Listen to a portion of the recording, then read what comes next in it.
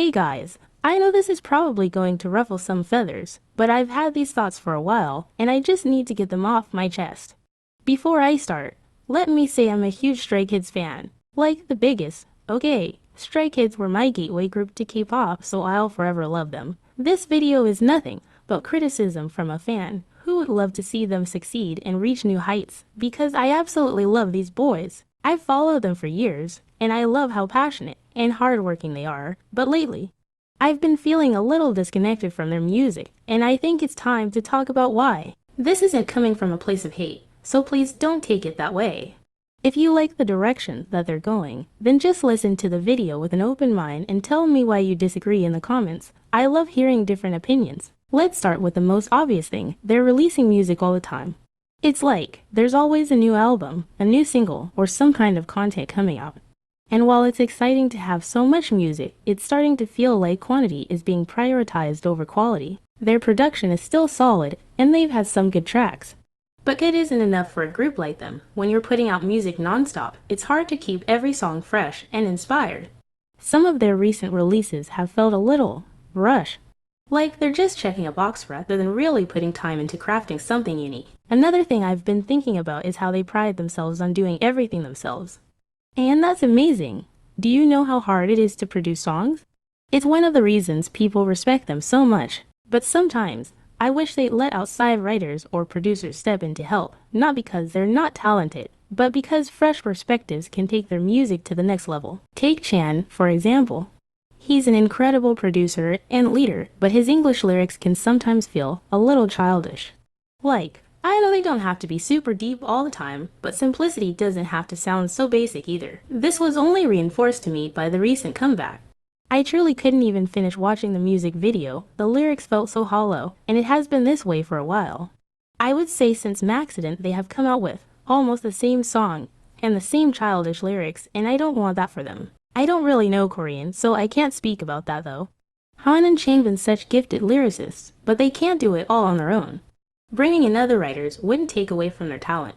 It would just give them more tools to work with. This way they stop being repetitive. I feel like this is a touchy subject, but we have got to talk more about the lyrics so they can take the criticism. Everyone needs it in order to better themselves, and you as a fan are doing them a disservice if you don't give them real feedback about what you like and you don't like. A lot of their lyrics just don't hit the way they used to, and I know I'm not the only one. It's moments like that where I wish they could have some outside feedback. But most fans enable and exaggerate anything that they do like it's the best thing to ever come out. And it's unfortunate how insincere some people can be with their favorite artists. Hyping this kind of hollow music and juvenile lyrics and listening only to put the song on the charts so you can flex on other fandoms only stagnates your favorite group.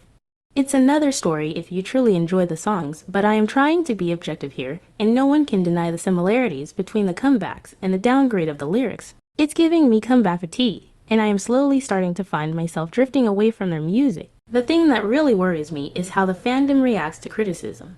Anytime someone brings up constructive feedback, it gets labeled as hate.